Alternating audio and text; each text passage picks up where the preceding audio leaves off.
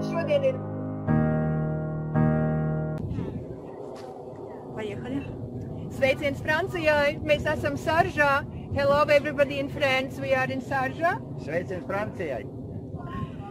Šodien ir unikāls moments. Brīnums notiek šeit, jo mēs esam mūsu inovācijas objektā. Un mēs jau zinām to, ka neskatoties to, ka šeit ir tikai daži būvu objekti un vairāk smilšu, mēs zinām, ka 29. maijā jau būs 0 km atklāšana. Un šī gada laikā jūs redzēsiet brīnumu lietas, kā mūsu acu priekšā aug un sazaļo un apbūvē šis apbūves objekts. Un mēs gaidām jūs visus šeit pēc kāda laika, kad būs jau viss uzbūvēts. Un šis ir tikai pirmais mūsu apbūves objekts, bet jūs jau dzirdat no jaunumiem, ka mēs jau esam gatavi būvēt reālu projektu Arābu Emirātos, un mēs esam gatavi drīz uzsākt mūsu eksperimentālo objektu otrā atvēlētajā zemes teritorijā. Tas ir brīnišķīgi. Mēs esam kopā ar jums, un jūs esat kopā ar mums. Skyway! Eh bien voilà, c'était un petit Ernest. Alors, bon, si vous n'avez peut-être pas compris exactement ce qu'ils nous ont dit là dans leur petite vidéo, eh bien je vais essayer de vous résumer en quelques petits mots. Ils nous ont dit en tout cas que eh bien ils étaient sur place et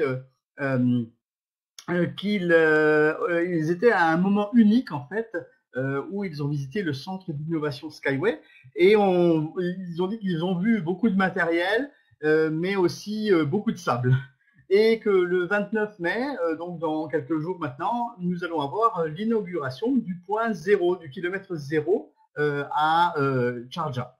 Donc cette année, vous avez la possibilité de voir des choses magnifiques, nous disent-ils, car le centre va devenir utilisable et en tout cas va être en fonction.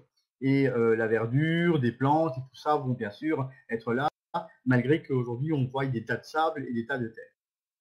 C'est le centre qui est le premier dans son genre pour le moment et vous le savez, les nouvelles constructions sont prêtes pour des projets très concrets aux Émirats Arabes Unis, c'est-à-dire que l'on va, à partir de ce moment-là, faire de plus en plus de construction aux Émirats Arabes Unis.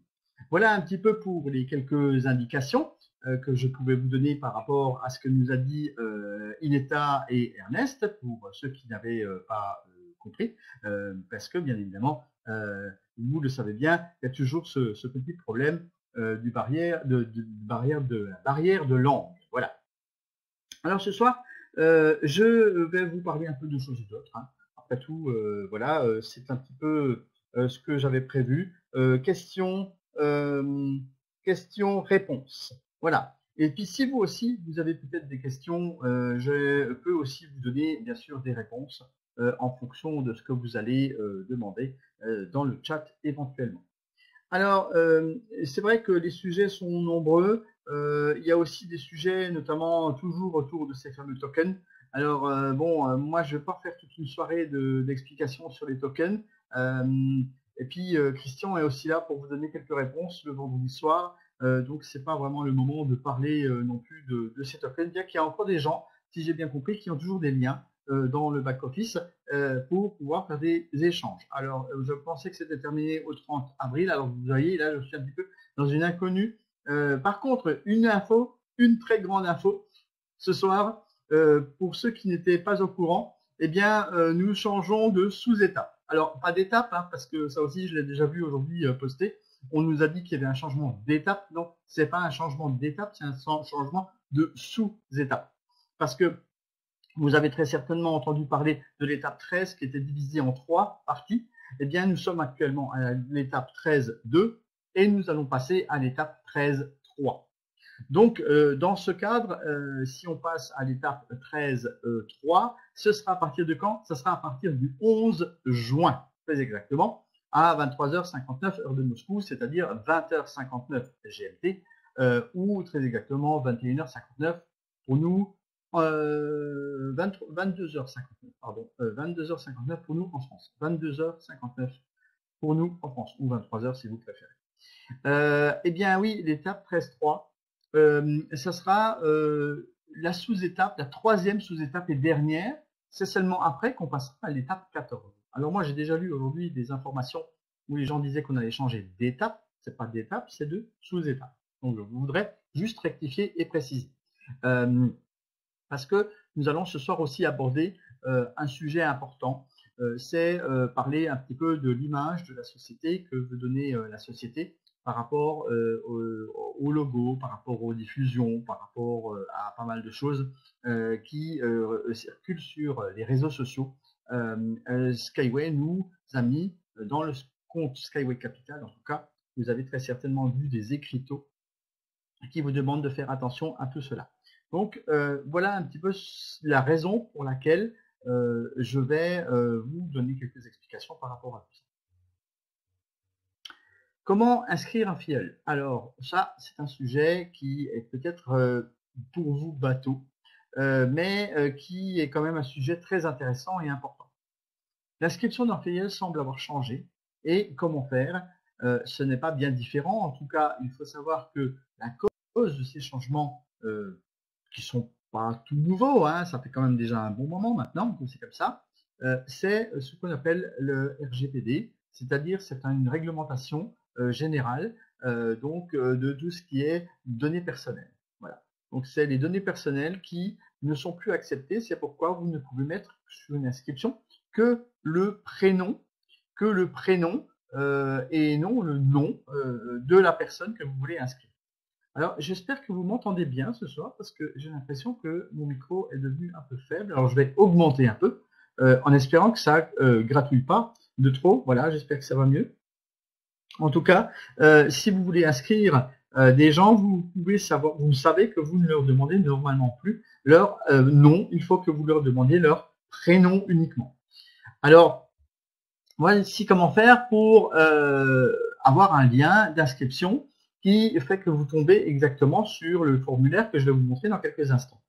Donc, vous prenez votre numéro ID, c'est-à-dire celui-là, vous le trouvez dans votre back-office, soit à la fin de chaque lien de parrainage, soit vous le trouvez dans données personnelles, paramètres, données personnelles, et là, vous retrouvez votre ID, c'est écrit ID numéro ou ID égal, et ça vous donne un numéro à 6 chiffres qui est nécessaire pour mettre derrière les liens de parrainage.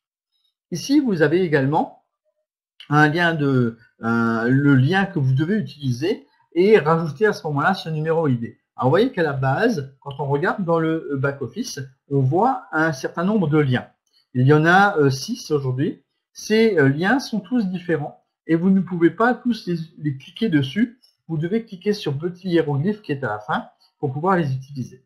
Et à partir de là, une fois que vous avez récupéré le numéro ID, eh bien, ce que vous faites, vous le placez exactement derrière le long message que je vous ai mis, le long URL que je vous ai mis en bas. Vous pouvez même le recopier hein, si vous voulez éventuellement, ou vous pouvez faire une copie d'écran, tout simplement. Ça sera encore plus simple. Comme ça, vous pourrez le recopier à votre guise par la suite. Là, une fois que vous avez placé votre numéro ID à l'arrière sans espace, si possible, hein, faites attention de ne pas mettre d'espace, eh bien, votre lien de parrainage est complet. Et si vous utilisez ce lien de parrainage directement pour le donner, eh bien, voilà sur quoi vous allez tomber exactement comme page. Ce lien est un lien d'inscription directe si vous voulez inscrire, par exemple, vous-même une personne qui vous a donné son prénom, son adresse email et son numéro de téléphone. À ce moment-là, vous pouvez les inscrire vous-même directement en utilisant le lien. Alors attention, ne laissez pas votre back-office ouvert, utilisez votre back-office déconnecté, c'est tout de même beaucoup mieux et ça fonctionne beaucoup mieux. Moi, vous utilisez le back-office fermé, votre back-office. Parce que sinon, quand vous allez mettre le lien, en fait, vous allez retomber chez vous. C'est un peu comme si vous aviez votre porte ouverte et qu'en fait, vous retombez toujours chez vous. Voilà, c'est le même principe. Là, en tout cas, ce que vous allez faire, c'est que vous allez faire donc une inscription en fonction de ce que vous voyez là à l'écran. Vous avez le prénom à mettre, vous avez le numéro de téléphone, donc il faut d'abord sélectionner en tout cas le pays, et puis ensuite vous devez placer l'adresse email valide, si possible, sans oublier par exemple le gmail.com, ou alors orange.fr, il y en a qui mettent plus le F, ils oublient le R, etc. C'est en tout cas la case sensible des emails, et on vous dit que de toute façon, si ça marche pas, si l'email n'est pas vraiment valide à la fin, on peut éventuellement vous le signaler quand vous allez valider. Mais pas toujours, hein. Si vous avez fait une erreur, en fait, après, ça sera compliqué parce que les gens ne vont pas recevoir le lien de validation, et c'est là que ça va commencer à poser de vrais problèmes.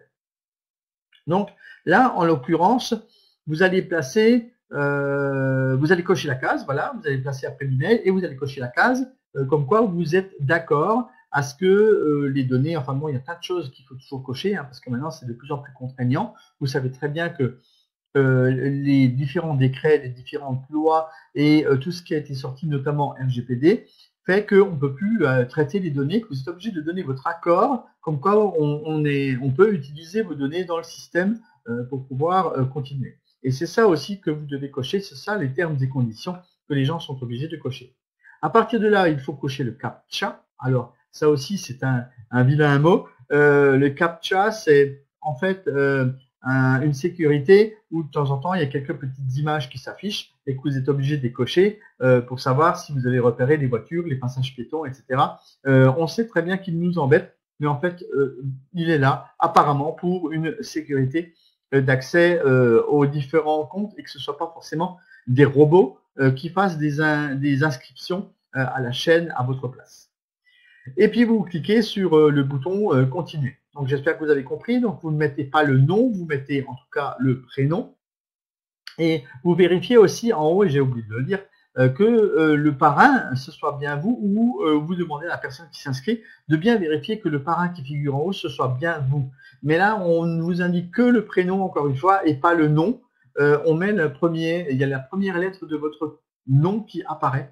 Et c'est comme ça qu'on va repérer effectivement que c'est bien vous qui avez fait le parrainage. Parce que ça aussi, c'est important de le dire. Si après, des fois, il y a des gens qui s'inscrivent et puis ils tombent, en fait, c'est la compagnie leur parrain. Et ça pose des problèmes. Mais maintenant, il y a quand même des choses qui ont été nettement améliorées chez Skyway Capital. C'est que quand vous allez cliquer sur ce lien que ensuite les gens vont recevoir dans leur boîte email qu'ils ont indiqué, eh bien, il y a un lien sur lequel on va cliquer pour pouvoir dire « Ok, je valide mon inscription ». Et c'est là, à partir de ce moment-là, que vous allez visualiser la personne qui vous a invité. Ou si c'est vous qui faites l'inscription avec quelqu'un, vous verrez votre propre nom dans l'email de la personne en indiquant que c'est bien vous qui avez fait l'invitation. Et on va vous demander si c'est bien vous. Et si c'est pas indiqué, eh bien, à un moment donné, la personne, on va lui demander votre adresse email. Donc, essayez de voir avec les personnes que vous voulez faire rentrer dans Skyway Capital qu'il y ait absolument votre email sous la main, parce que s'ils valident l'inscription et qu'ils n'ont pas votre adresse email, et qu'à un moment donné, on va leur demander, ben, ils vont peut-être continuer à cliquer en disant, ben, moi, je l'ai pas, je clique, et à ce moment-là, ils vont se retrouver parrainés par la compagnie directement, et c'est là que ça crée des problèmes, et c'est que là, vous allez râler en disant, mais j'ai inscrit quelqu'un, et je ne le vois pas dans ma lignée, et je n'arrive pas à le visualiser. Ben, c'est peut-être de temps en temps pour ce genre d'erreur. Il peut y avoir des bugs, hein. Je vous avoue que ça peut arriver à ce moment-là. Alors, qu'est-ce qui se passe ensuite une fois qu'on a cliqué sur le lien que je viens de vous faire voir? Je vous refais voir, hein, parce que moi, je passe comme ça, mais vous l'avez vu assez longtemps. Je pense l'email avec le lien à cliquer, le voici. Et ensuite, vous avez une page qui s'ouvre et la personne que vous avez voulu inscrire doit remplir un formulaire. Et c'est là seulement qu'elle va placer son nom de famille, peut-être à l'abri de votre regard, ou elle sera chez elle en train de cliquer sur le lien. Et à ce moment-là, elle pourra maintenant mettre son propre nom de famille qu'elle ne mettait pas avant par sécurité, par obligation légale qui est maintenant en vigueur dans l'ensemble de l'Europe et au-delà. Alors, vous cochez encore une fois une case et vous ajoutez un plus devant le chiffre des numéros de téléphone pour bien indiquer que c'est un numéro à l'étranger, c'est un numéro international. Et à ce moment-là, ça vous indiquera le drapeau qui correspond à votre pays devant le plus. C'est important de rajouter ce plus, il ne figure pas. Des fois, il ne se met pas tout seul et on est obligé de le rajouter. Donc, n'oubliez pas qu'il faut mettre un plus devant le numéro de téléphone. Ensuite, vous inventez un mot de passe, mais en respectant les règles des mots de passe selon les instructions qui s'affichent. On vous demande de faire des mots de passe qui sont longs, au moins 8 chiffres, 8 chiffres et lettres majuscules, lettres minuscules, des chiffres et un sigle spécial, arrobase, point d'exclamation, etc., point d'interrogation, tous les hiéroglyphes possibles qui pourraient tromper l'ennemi, comme on dit, c'est-à-dire tromper celui qui voudrait un jour accéder à votre compte. Il vaut mieux avoir des mots de passe compliqués que trop simples. Ne surtout jamais mettre le fameux 1, 2, 3, 4, 5, 6. C'est vraiment très très déconseillé. Et c'est pour ça qu'on vous donne des instructions pour vous dire quel type de mot de passe. Alors des fois, il y a des gens qui me contactent et qui me disent j'ai voulu inscrire quelqu'un de cette façon-là, il a cliqué, mais en fait, ça marche pas. Quand il clique à la fin, qu'il veut valider, ben, en fait, ça fonctionne pas. Alors, il y a plusieurs raisons. C'est soit effectivement le mot de passe qui a été placé n'est absolument pas sécurisé, c'est-à-dire que vous n'avez pas la possibilité de vous rendre compte que tout ça, ça a été fait selon les règles qui sont indiquées, minuscules, majuscules, chiffres et sigles spéciaux. Et à ce moment-là, ça ne passe pas. Parce que quand vous cliquez dessus, ben en fait, ça ne correspond pas. Ou alors, vous pouvez avoir aussi le cas de figure où ce n'est pas le même mot de passe que vous mettez et en haut et en bas. Et à ce moment-là, aussi, ça ne passe pas. Ou alors, il y a aussi un CAPTCHA qui se met à présent. Et ce CAPTCHA, si vous n'avez pas vu ou si vous avez cliqué qu'une fois et que ça n'a pas fonctionné, en fait, vous voulez refaire, mais ça ne fonctionne toujours pas parce qu'en fait, il faut tout recommencer normalement. C'est-à-dire que les CAPTCHA ne sont valables qu'une seule fois. Il faut renouveler, c'est-à-dire qu'il faut fermer la page, il faut recliquer pour avoir une page. Et si vous cliquez un CAPTCHA et que vous avez fait une erreur dans le mot de passe, vous ne pouvez pas juste revenir comme ça, vous êtes obligé de tout refaire. En fait. C'est ça l'ennui, mais c'est aussi des systèmes de sécurité qui sont là. Mais il faut savoir que c'est ça qui peut bloquer. En fait. Et après, on dit oui, mais j'ai cliqué déjà plusieurs fois, mais ça ne s'enregistre pas, ça ne se valide pas.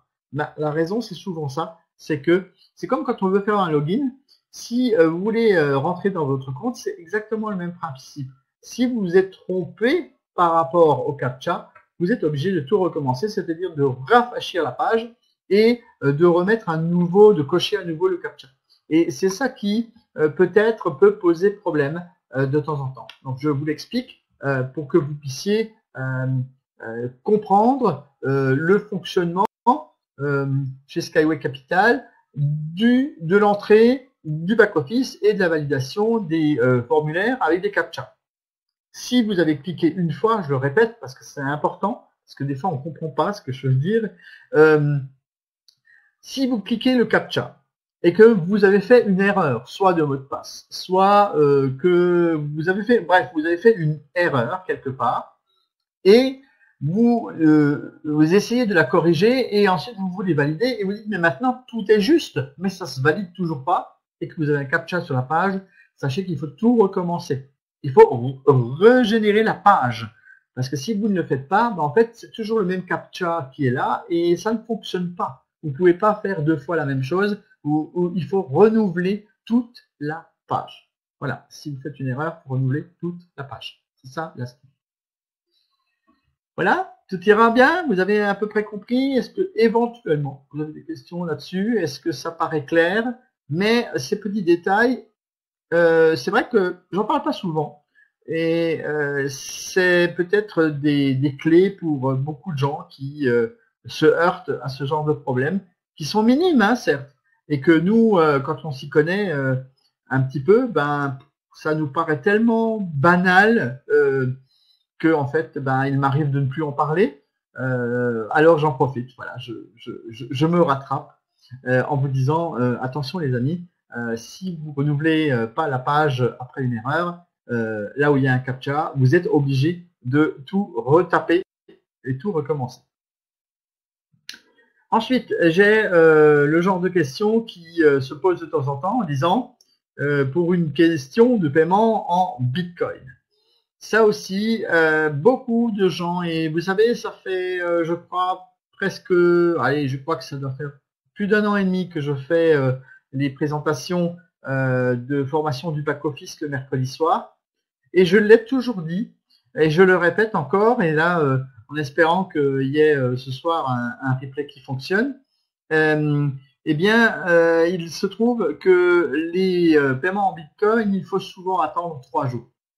Alors ça, je l'ai toujours dit, maintenant, il y a peut-être, des fois, ça peut aller beaucoup plus vite, parce que il y a un compteur qui tourne au départ. Donc, alors, la question c'est, j'ai déposé de l'argent sur mon compte via Bitcoin, mais l'argent n'est pas crédité sur le compte. C'est une catastrophe, on m'a volé mon argent, c'est pas normal, comment faire pour le récupérer? J'ai écrit au support, mais on ne me répond pas, comme si le support, il avait claqué les doigts, puis ça se faisait comme ça. Non. D'ailleurs, le support est très bien organisé. Maintenant, quand vous écrivez au support, vous avez automatiquement un numéro de ticket qui vous revient. Et comme ça, quand vous allez sur le chat et que vous allez demander quelque chose, et qu'on vous demande, si vous avez déjà écrit, on va vous demander votre numéro de ticket. Et grâce à ce numéro de ticket, on va pouvoir vous répondre que c'est en cours. Voilà, c'est en cours. Donc, pas de panique en tout cas. Personne ne vole d'argent. C'est à vous d'apporter la preuve du paiement. Vous voyez, c'est si vous faites par exemple un virement bancaire et que ce virement, cet argent n'arrive pas en bonne et due forme sur l'autre compte, c'est à vous qu'on va demander à quel moment vous avez fait le virement. On va vous demander les preuves du virement parce que c'est vous qui l'avez effectué. Donc là, c'est pareil. Si vous faites un paiement Bitcoin sur le site de Skyway Capital, il faut savoir que c'est à vous d'apporter les preuves à Skyway Capital que vous avez fait un versement. Ce n'est pas à Skyway Capital de vous apporter la preuve comme quoi vous avez envoyé de l'argent. Vous voyez, il ne faut pas inverser les rôles.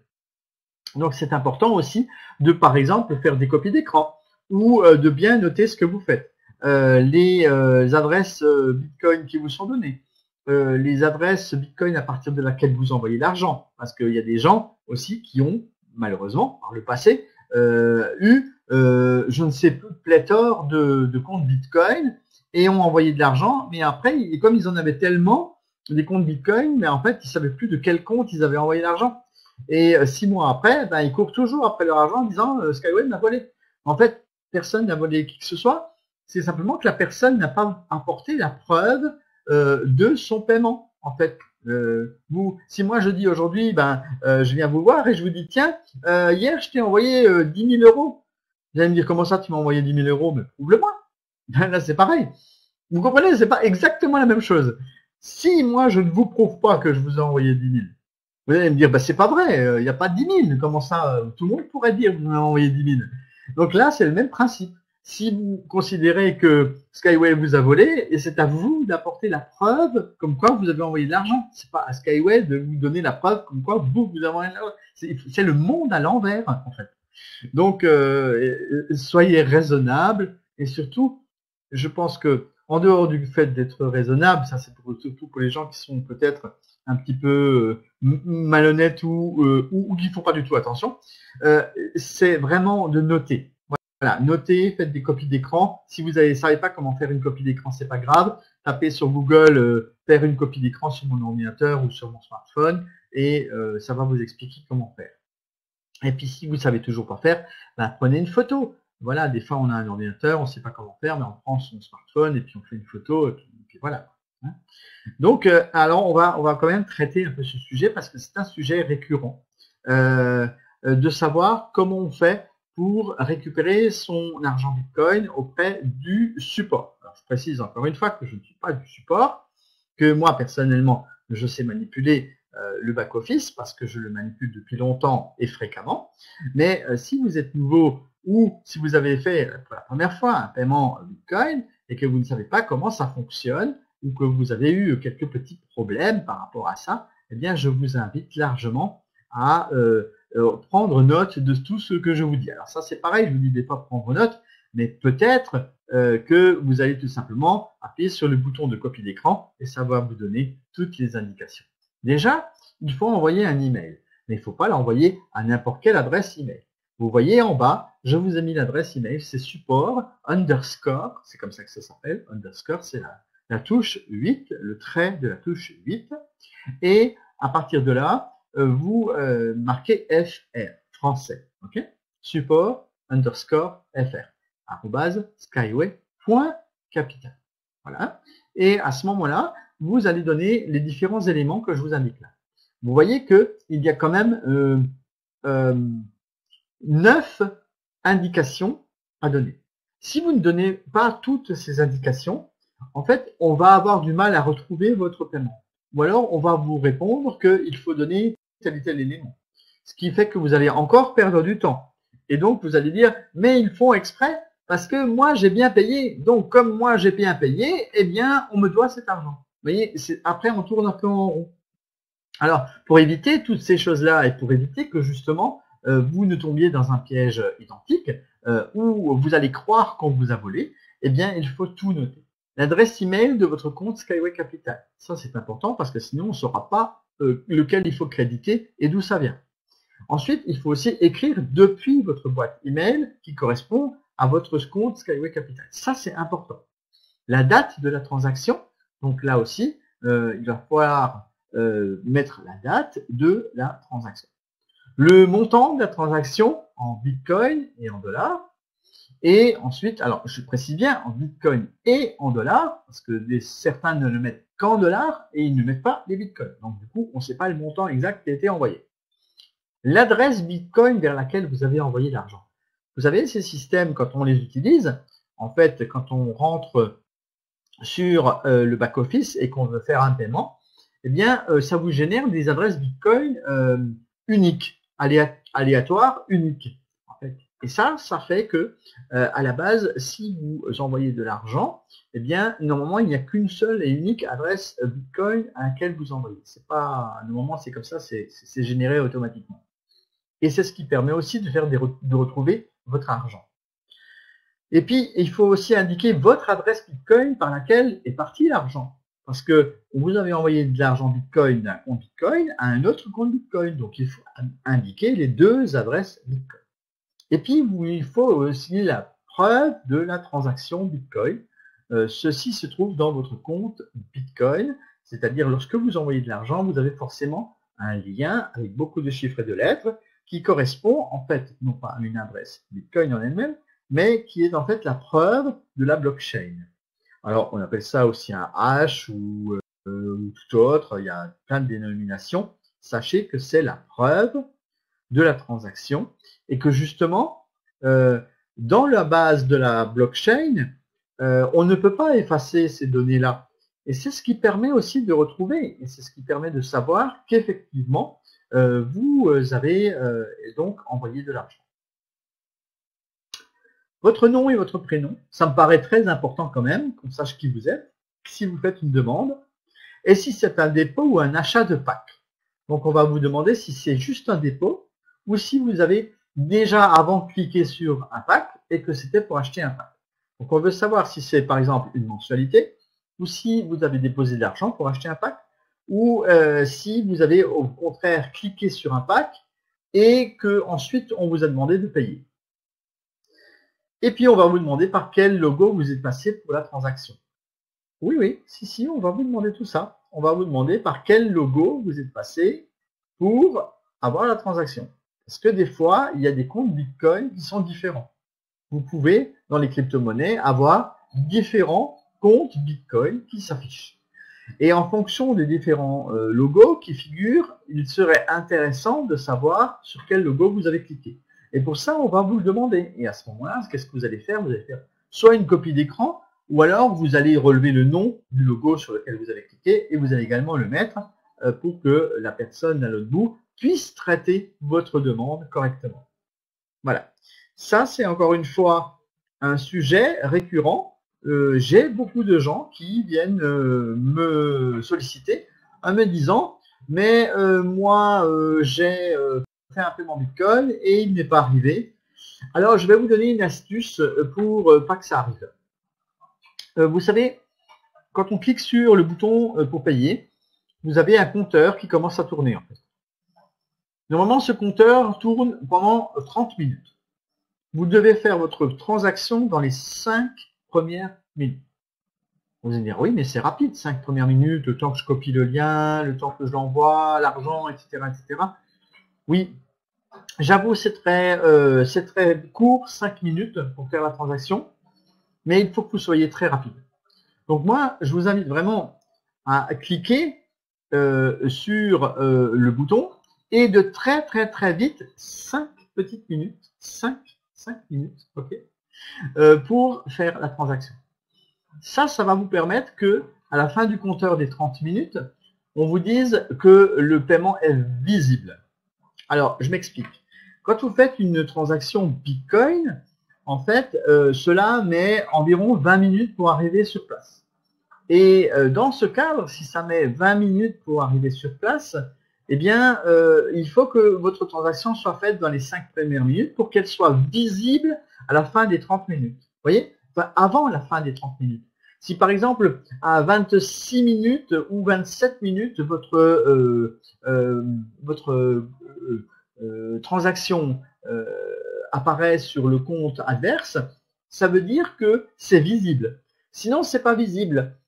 Et si c'est pas visible avant les 30 minutes, eh ben, vous êtes un peu, comme dirais-je, recalé. Donc voilà l'astuce que je peux vous donner. Ça fait partie de mes pépites, donc profitez-en. C'est quelque chose que j'ai remarqué et que j'ai pratiqué. Et je peux pas vous le garantir non plus à 100% que ça fonctionne comme ça, mais en grande majorité, c'est le cas. De faire cette transaction dans les 5 premières minutes, 5 minutes, pas plus, à ce moment-là. Vous ouvrez par exemple votre compte Bitcoin avant, et vous avez juste à faire un copier-coller, vous mettez vite le montant, et vous cliquez, et bim, c'est parti. Et ça, c'est très important de le faire à cette vitesse-là, parce que ça vous permet de faire une visualisation des fameux Bitcoins sur votre compte Skyway Capital, juste après la fin du compteur des 30 minutes qui apparaît lorsque vous cliquez sur le paiement des Bitcoins. Voilà, ça ira comme ça. Ça vous apporte un petit plus, j'espère, de vous avoir donné cette indication. Et puis, un exemple de l'email à IT étant le service technique qui reçoit votre email lorsque vous envoyez votre requête que je viens de vous donner avec tous les 9 points. Et vous allez recevoir un numéro qui commence par dièse. Et ce numéro qui commence par dièse, en fait, vous permet en quelque sorte de réclamer plus tard ou de recevoir un autre email en vous disant que c'est réglé. Si le même email arrive avec un autre numéro, soit on vous pose une question, soit on vous dit que c'est réglé. Et si vous voulez vous adresser au support en ligne, par exemple, sur le chat, et que vous devez donner un numéro de réclamation que vous avez déjà fait, ou un email que vous avez envoyé parce que vous considérez que ça traîne trop longtemps, eh bien, vous allez redonner le même numéro que vous avez reçu dans cet email-là. Sachez également, et c'est à préciser, que le service IT est susceptible de vous répondre sous 4 jours ouvrables. Donc ça aussi, notez-le, c'est des petites astuces, c'est à savoir, parce que de temps en temps, il y a des gens qui disent « Ouais, c'est vendredi soir, là c'est déjà dimanche, j'ai envoyé un mail, mais on m'a pas répondu. Oula, calmez-vous les enfants. Il ne faut pas râler comme ça. Si vous envoyez un email le vendredi soir, il faut attendre patiemment le lundi matin que le service IT traite votre email.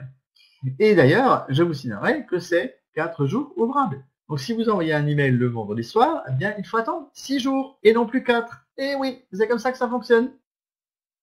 Parfois, c'est avant, hein, je dis pas, mais vous savez, on donne toujours le maximum de jours parce qu'il faut laisser le temps aux équipes de traiter vos demandes et que vous n'êtes peut-être pas tout seul à avoir fait une demande soit identique, soit d'autre chose. Parce qu'il y a plein de gens qui envoient bien évidemment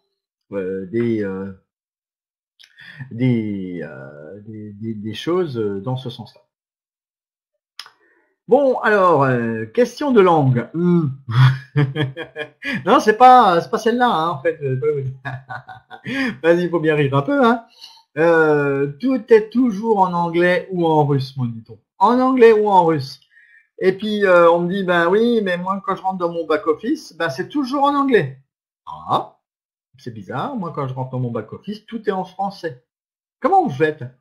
Ah oui, mais vous avez oublié de changer la barre de langue qui doit être utilisée et non une traduction automatique Google sous peine de dysfonctionnement. surtout au moment des paiements. Alors, ça aussi, c'est un sujet, je l'ai déjà une fois traité, c'est important, et je vais tout de suite vous montrer des images. Comme ça, ce sera peut-être plus clair. Voilà. Comme ça, on va rester un petit peu sur les images de comment faire. Alors, je vous ai mis les deux versions parce que vous le savez bien, maintenant, beaucoup de gens travaillent sur smartphone. Et quand on est sur smartphone, ben, c'est pas forcément situé au même endroit. Donc, il faut préciser. Maintenant, en plus, c'est plus marqué FR ou c'est plus marqué EN. Ils ont mis les mots en anglais. Enfin, en entier, pardon. En anglais, il est marqué anglais. En français, ou il est marqué English. Ou en français, il est marqué français. En toutes lettres. Comme ça, vous ne pouvez pas vous tromper. Et ça se situe où? Ben, ça se situe en haut à droite. Que ce soit d'ailleurs par le biais du smartphone ou que ce soit par le biais de l'ordinateur. C'est exactement la même chose. C'est en haut à droite. Et puis ensuite, vous voyez ici sur smartphone, il y a encore marqué FR. Vous allez en dessous, voilà, vous cliquez là sur la barre et vous voyez FR. Et ça, les gens ne le voient pas. Personne ne le voit. Enfin, personne. Pas grand monde. Enfin, il y a plein de gens qui ne le voient pas, quoi. Un gros pourcentage. Et il y a beaucoup de gens qui laissent carrément le back-office en anglais. Et ils rentrent à l'intérieur du back-office, ils disent ouais, on comprend jamais rien, je comprends pas ce qu'il y a écrit, on me demande plein de trucs, mais je comprends pas ce que c'est. Les amis, mais pourquoi vous mettez pas le back-office en français? Je ne comprends pas, moi.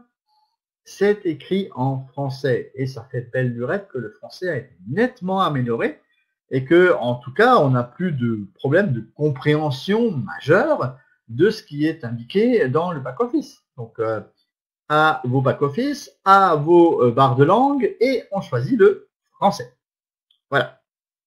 Ensuite, sur les smartphones, c'est, je vous l'ai dit, disposé différemment. Donc, je vous invite à cliquer sur FR et non pas EN. Ça va pour les langues? Ok. Bon, pas de questions. Je vois que tout le monde est calme. Tout le monde est sage comme une image. Question de paiement. On m'a parlé d'un chat pour contacter le support. C'est où? Alors justement, c'est des questions de paiement, hein, parce que de temps en temps, ben, on a des questions par rapport au paiement. Même si mon titre est peut-être un peu erroné. Je ne vois rien et tout ça, c'est en russe, parce qu'en plus, les gens, ils cliquent sur le chat et bim, ils trouvent un mot en russe et c'est la panique totale. Je ne sais pas ce qu'il faut faire, je ne sais pas comment faire, je ne sais pas ce qu'il faut dire. Eh bien, vous dites tout simplement bonjour en français. Comme ça, on saura que vous parlez français et on aura l'occasion de vous répondre très certainement en français. Ou alors, on va vous répondre peut-être en anglais si c'est pas l'heure de l'équipe française. Et on va vous demander de recontacter le chat un peu plus tard lorsque la personne sera là.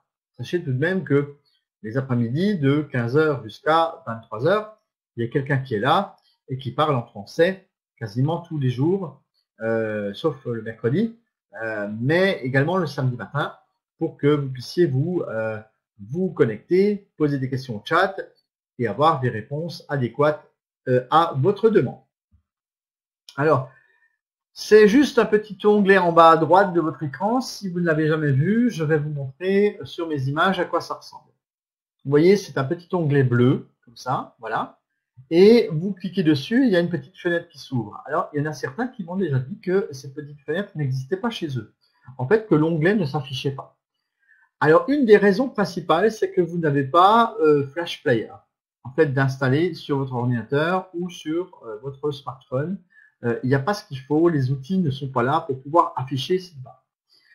Pourquoi Flash Player? Parce que c'est un système de chat par interaction en direct, et que dans ce cadre, vous devez en effet cliquer sur le bouton bleu en bas, ou alors c'est les petites bulles avec une bulle ronde avec deux petites bulles comme dans les dessins animés.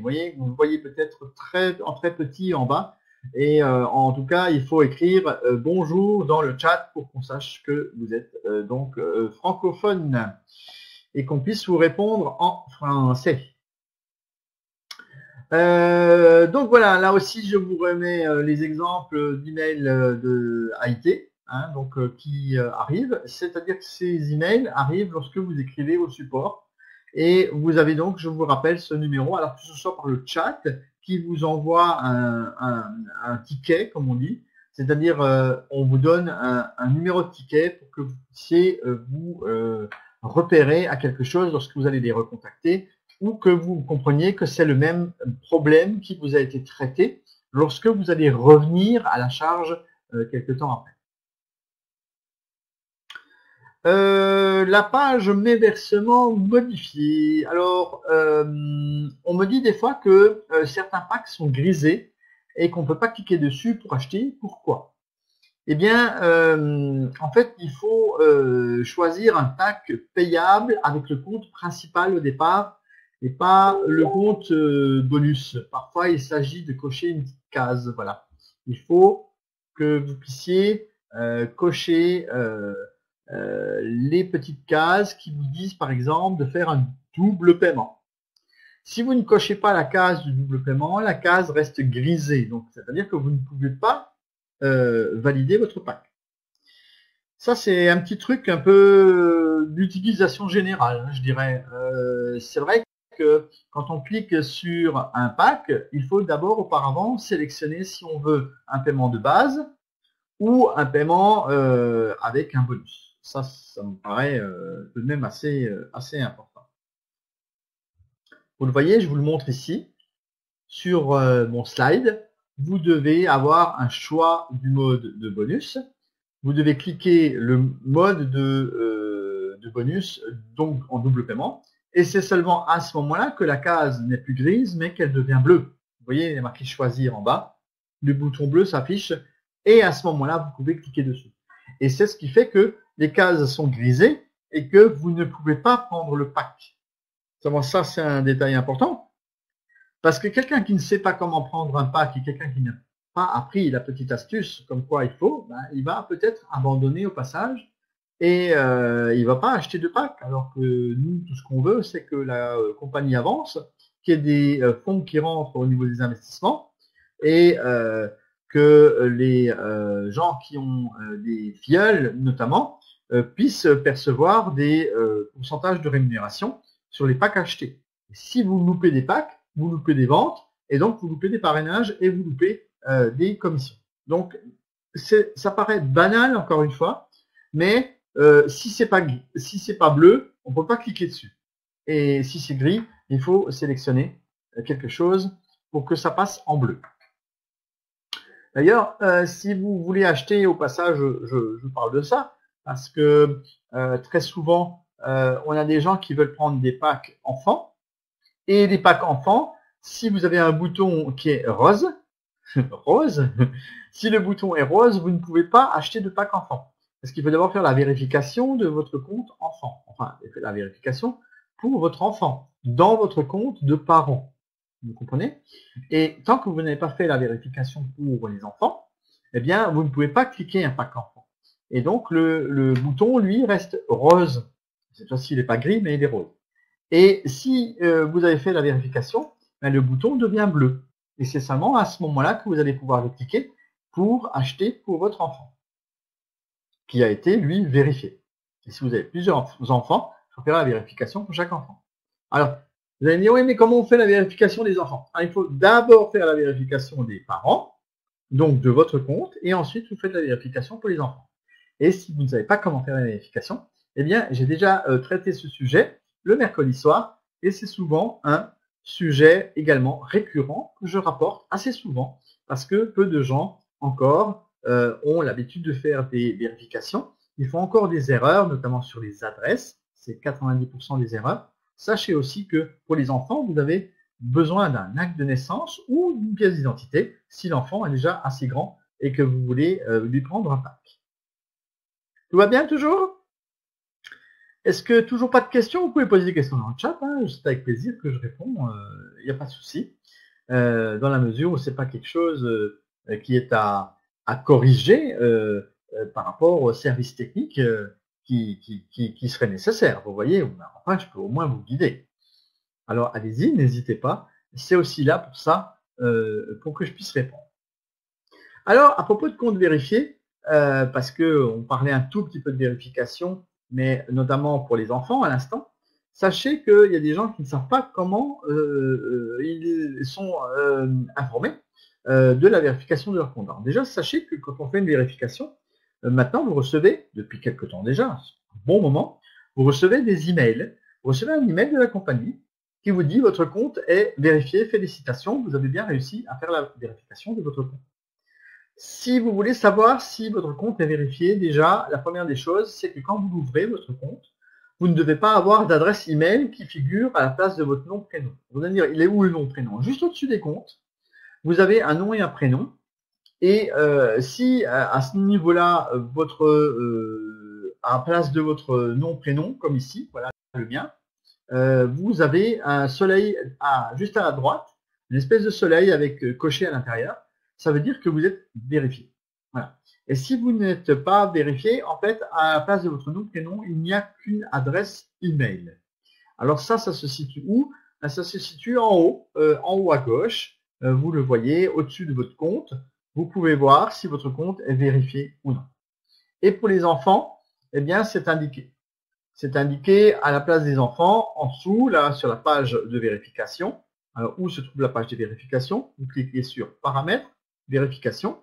Et là, vous voyez la vérification. Vous pouvez vérifier que votre enfant soit inscrit dessus avec nom, prénom. Et ça doit vous marquer que la vérification a été faite par le statut qui s'affiche où il y a marqué validé. Ou voilà, je crois qu'il y a marqué validé. Ou vérifié. Voilà. En tout cas, c'est ce qui s'inscrit. Alors, on vous demande d'activer. Alors, je passe à un autre sujet, hein, parce que là, le sujet de la vérification, ben, c'est vrai que tant que vous n'avez pas fait la vérification, il y a un bandeau qui s'affiche en haut, même pendant la vérification, c'est-à-dire même si vous venez juste de faire la vérification en ayant téléchargé les documents, vous avez en l'occurrence un petit bandeau qui continue à s'afficher jusqu'à ce que la vérification soit en elle-même validée. Là, si vous faites un petit clic sur la bannière en question, parce qu'il y a toujours un petit mot qui est souligné à l'intérieur du texte, pour vous renvoyer en fait à l'endroit où on souhaite que vous alliez pour aller voir. Là, nous allons parler du fameux message qui continue à s'afficher chaque fois que vous rentrez dans le compte. Si vous n'avez pas activé cette authentification à deux facteurs, on va vous répéter ce message et on va vous dire attention, vous devez installer l'authentification à deux facteurs. C'est quoi? C'est un système qui se met dans votre smartphone. Vous devez télécharger une application qui va vous délivrer un code que vous devez rentrer à chaque fois que vous allez rentrer dans votre back-office. Très sincèrement, c'est bien si vous avez beaucoup de parts et que vous voulez faire de votre compte Skyway Capital un coffre-fort. À ce moment-là, vous pouvez utiliser l'authentification à deux facteurs et aussi si vous si vous n'y allez pas tous les jours, voilà, si vous n'y allez pas 15 fois par jour, si vous allez une fois tous les tremblements, vous pouvez mettre une authentification à deux facteurs. Mais si vous rentrez toutes les 5 minutes dans votre compte, dans votre back-office, c'est pas vraiment l'idéal de sortir chaque fois le smartphone.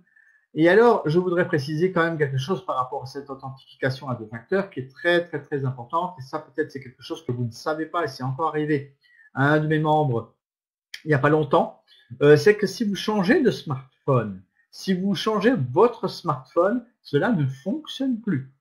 Donc, si vous avez cassé votre smartphone et que vous changez juste la puce et que vous le mettez dans un nouveau smartphone, il faut savoir que l'authentification à deux facteurs ne fonctionne plus.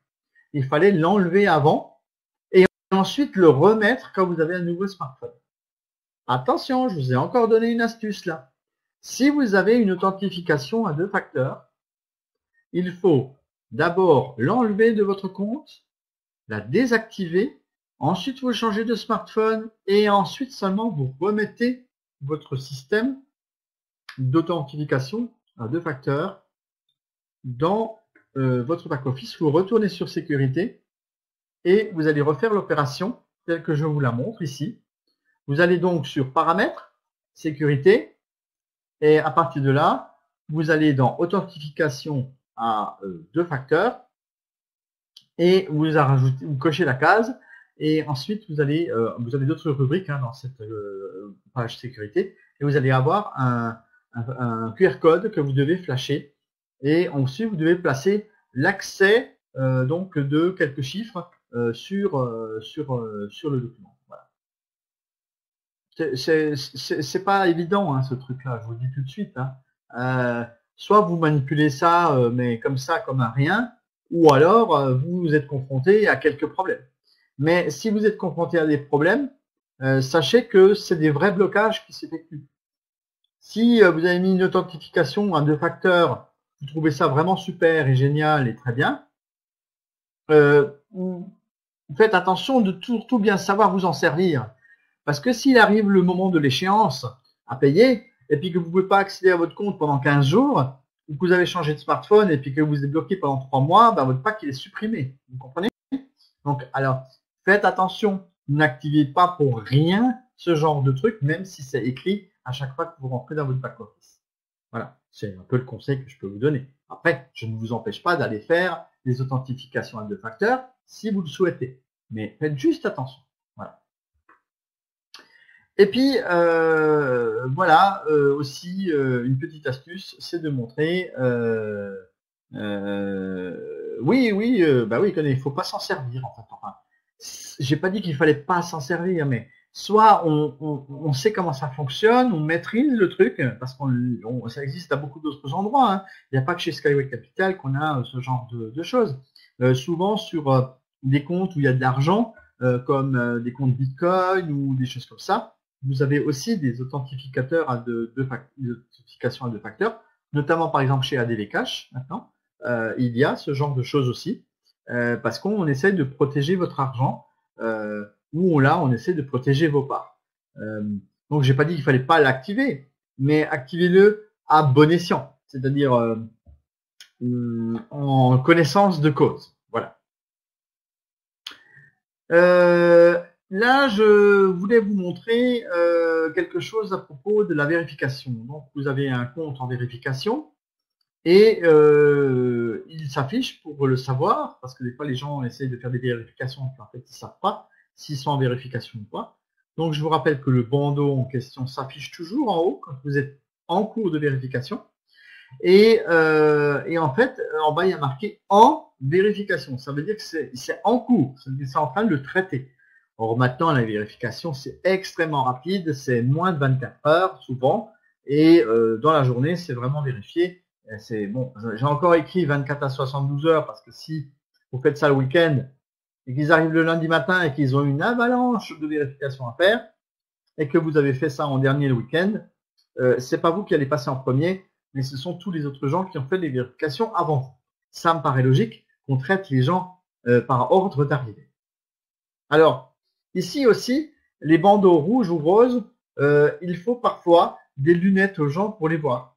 Très souvent, on me dit, bah oui, mais moi, j'ai pas de bandeau rouge.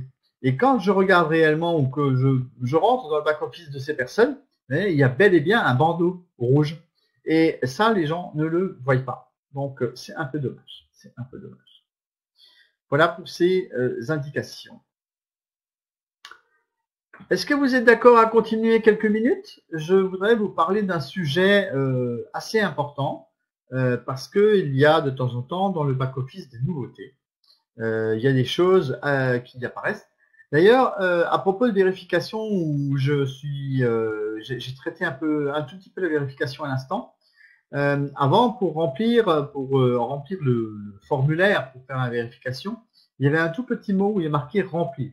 Maintenant, ça a été changé, ça a été remplacé par un gros bouton bleu où il y a marqué remplir. Donc ça aussi, c'est une amélioration parce que parfois les gens ils disaient mais moi le mot remplir, je ne l'avais pas vu. Donc maintenant, ils ont mis un bouton bleu à la place où il y a marqué remplir. Vous voyez qu'il y a des améliorations qui se font au fil du temps. Bon, alors, personne ne m'a répondu. Vous avez encore 5 minutes? Vous êtes d'accord? On va parler un peu de l'image de la société. Alors, c'est un texte qui s'affiche quand on rentre dans son back-office et qui parle d'image et vous ne comprenez peut-être pas de quoi il s'agit. La compagnie nous dit que ça devient important de prendre conscience que Skyway ne tolère plus les dérapages de présentation ou de logos déformés dans les publications sur Facebook, ou attention, ne prenez garde à ce que vous diffusez, notamment sur les réseaux sociaux. Alors, voilà un petit peu de quoi il s'agit. Alors, je vois que j'ai dû faire une petite boulette quelque part. Voilà, j'ai bien inversé un slide. C'est quoi ce règlement d'image? Alors, le voici, il s'affiche, c'est ça qui s'affiche. Et en fait, c'est un texte de règlement qui vous dit que quand vous êtes dans le projet Skyway, vous devez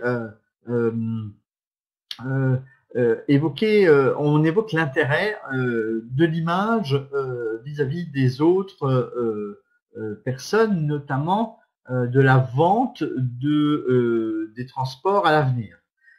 S'il y a des futurs clients qui sont là sur les réseaux sociaux, il faut donner une bonne image de la société et vous devez faire attention à ce que vous publiez, notamment sur les réseaux sociaux, pas des images qui pourraient mettre en scène des gens qui n'ont rien à voir. Également les logos qui sont placés sur les images. Je voudrais vous donner un exemple qui a été donné il y a 15 jours. Je vous ai donné une petite vidéo de Yuri qui expliquait le principe de fonctionnement des logos. Et là, je vous en montre un de ces exemples, une image que je réalise pour promotionner les conférences physiques dans les pays où nous avons quelques amis, notamment ici en Côte d'Ivoire. Vous voyez, c'est la conférence qui va avoir lieu ce samedi en Côte d'Ivoire. Et il est important de noter que le bandeau qui se trouve en bas est un bandeau tout à fait officiel et qu'il doit être présenté sous cette forme-là. Sans le couvrir, il faut qu'il reste comme ça. C'est parmi les règles qui figurent dans ce qui est affiché dans votre back-office. Donc, si vous ne saviez pas à quoi ça sert, à quoi ça correspond, je voulais un tout petit peu vous expliquer. Vous voyez, par exemple, sur mes slides, en bas à droite, je mets également le logo Skyway Capital. Parce que cette salle est ouverte et par Skyway Capital. Elle nous est fournie par la compagnie. C'est pas ma propre salle, c'est pas moi qui la fournis, je fais pas de trucs mûches, c'est la compagnie qui nous fournit la salle pour ces webinaires. Aussi bien pour moi que pour Christian le vendredi soir.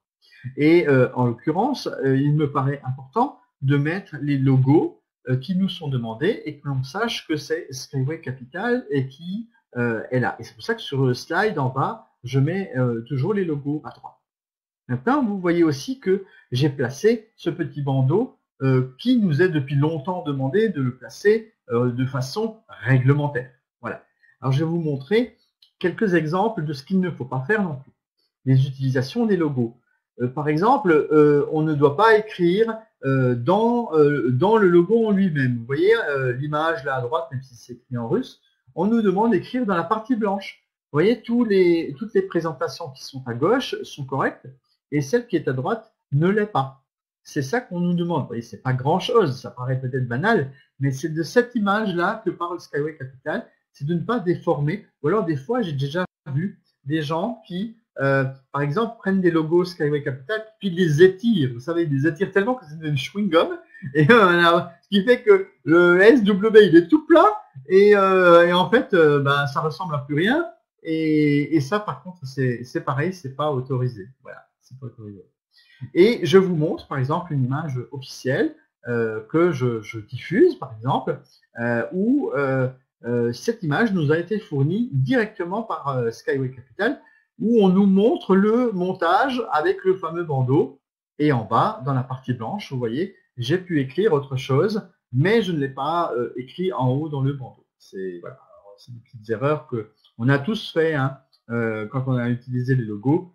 Mais maintenant, on nous demande de faire attention. Et surtout, on nous demande de ne pas utiliser ce genre d'image sur les réseaux sociaux parce que c'est un fake, comme on dit. C'est-à-dire c'est un faux que l'on ne doit pas, absolument pas utiliser. Donc, c'est pour ça qu'il y a une grande croix rouge dessus. On ne doit pas utiliser ce genre d'image qui mettent en scène des hommes politiques qui prônent Skyway et qui tiennent en main un certificat Skyway alors que c'est faux, que c'est un photomontage et que dû à ce photomontage, eh bien, ça peut attirer des ennuis à la compagnie. Vous voyez un petit peu ce que l'on veut parler. Et puis, on nous demande aussi, dans la même charte, on nous demande de minimiser les liens. Alors, quand vous publiez sur les réseaux sociaux, soit vous avez un nom de domaine sur lequel vous redirigez les gens, comme moi je le fais, comme vous venez de voir il y a quelques secondes, ou alors, lorsque vous voulez donner votre lien de parrainage, vous ne l'écrivez pas comme il est écrit sur la première ligne. Vous allez utiliser un système de minimisation de liens et ça va vous donner ce qu'on appelle un lien court. Les gens qui me disent, qu'est-ce que c'est un lien court? Combien de fois je parlais aux gens et puis ils me disaient, c'est quoi un lien court? Eh bien, en fait, un lien court, vous allez sur le truc qui est en vert là et vous allez rentrer votre longue URL, là, votre code de parrainage et ça va vous donner celui qui est tout en bas. Vous voyez, ça va vous donner un truc un peu court. Et c'est ça qu'il faut mettre dans les publications. Ça aussi, beaucoup ne le savent pas. Et quand je dis qu'il faut mettre un lien court, ils disent quoi? Il faut mettre un lien court? Pourquoi? Comment ça, un lien court? Ben oui, vous allez sur https://urlz.fr et à ce moment-là, vous allez tomber sur un site qui va vous générer des liens courts. Vous rentrez le long et on va vous donner un court. Et quand vous cliquez sur le court, ben vous arrivez au même endroit. Vous arrivez sur votre lien de parrainage. Voilà les amis, je vous ai expliqué un petit peu le principe de fonctionnement de ces images, en tout cas de l'image que veut développer Skyway Capital. C'est pareil, Yuri avait parlé dans sa vidéo la semaine passée, il avait parlé par exemple, vous voyez du logo là qui se trouve derrière moi, il avait parlé de cet emblème qui est spécifique et qu'il y avait des gens qui, des fois, écrivent là dans les cases, vous voyez, dans les petites cases qui sont là, dans les cases, dans les fenêtres, en fait. Et en fait, on n'a pas le droit. On n'a pas le droit de faire ça parce que c'est une illustration réglementaire, là aussi. Si je regarde ici, vous voyez, on n'a pas le droit d'écrire là dans le wagon ou on n'a pas le droit d'écrire dans les fenêtres du wagon. Voilà. C'est pas ce que veut la compagnie parce que ce logo est un logo officiel. On ne doit pas déformer le logo. Voilà, c'est ça qu'on nous dit. Tout est clair pour vous? Allez, on va plier bagage pour ce soir. Et c'est avec grand plaisir, en tout cas, que je vous ai tenu à nouveau cette soirée d'information, de formation du back-office avec questions-réponses. Et je pense qu'on a parcouru pas mal de sujets intéressants. Pour ce soir, eh bien, je vous invite pour un voyage dans l'espace avec Spaceway. Bonne soirée à toutes et à tous. Merci d'avoir été présents et j'espère que vous aurez l'occasion peut-être de voir le replay de cette soirée lorsqu'il paraîtra sur les réseaux sociaux. Excellente soirée, je vous retrouve dans peu de temps, ce sera annoncé et vous aurez l'occasion de revoir un petit peu les différents sujets que je traite. Allez, bonne soirée, bye bye à tous, on part dans l'espace.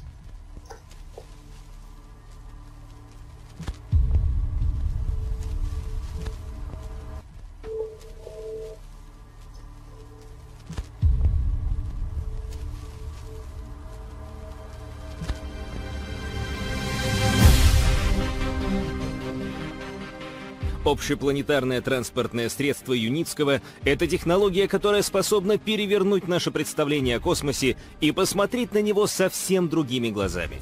Это геокосмический транспортно-инфраструктурный комплекс многоразового использования для безракетного освоения ближнего космоса. С его помощью можно значительно снизить стоимость вывода груза в космос. Он позволит за один рейс доставлять на орбиту около 10 миллионов тонн грузов и 1 миллион человек.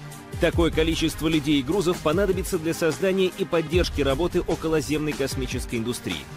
По сравнению с земной индустрией, расположенной на поверхности планеты, космос и околоземное космическое пространство имеют ряд преимуществ. Во-первых, на орбите будет невесомость, чего нет на планете. Это позволяет производить уникальные материалы, механизмы, оборудование. Во-вторых, на орбите будет глубокий вакуум, который на Земле получить сложнее, чем добыть нефть. Кубический метр глубокого вакуума стоит дороже тонны нефти. Вакуум в сочетании с невесомостью позволит, например, освоить производство уникальных, сверхчистых и сверхпрочных веществ и материалов, в том числе наноматериалов и биопрепаратов. В-третьих, Космос имеет неограниченные ресурсы – пространственные, сырьевые, энергетические, иные. Проект общепланетарного транспортного средства за прошедшие 40 лет многократно исследован и проверен расчетными методами. Он полностью технически и экономически обоснован и реализуем. Создание общепланетарного транспортного средства включает в себя 3 основных направления, осуществляемые параллельно. Первое – научно-исследовательские и опытно-конструкторские работы. Второе – подготовка и создание, строительство экваториальной стартовой эстакады 5 в 1, совмещенной с транспортной системой Skyway, а также зданий, сооружений, инфраструктуры. Третье. Изготовление и монтаж общепланетарного транспортного средства протяженностью 40 076 километров. Весь комплекс работ, связанных с созданием общепланетарного транспортного средства, планируется выполнить за 20 лет, к 2038 году. Кто знает, каким путем пошла бы история человечества, не появись на свет хотя бы один из них – гениев, преобразивших мир. Но гениев никогда не понимают современники. В этом смысле Анатолию Юницкому, создателю общепланетарного транспортного средства, повезло. Его идеи поддерживает огромное количество людей во всем мире, понимая и разделяя его тревогу о судьбе планеты Земля. Сегодня от всех нас зависит осуществление грандиозного проекта Spaceway. Ради наших детей и внуков, ради самой жизни на планете Земля, человечество должно осуществить этот гениальный проект.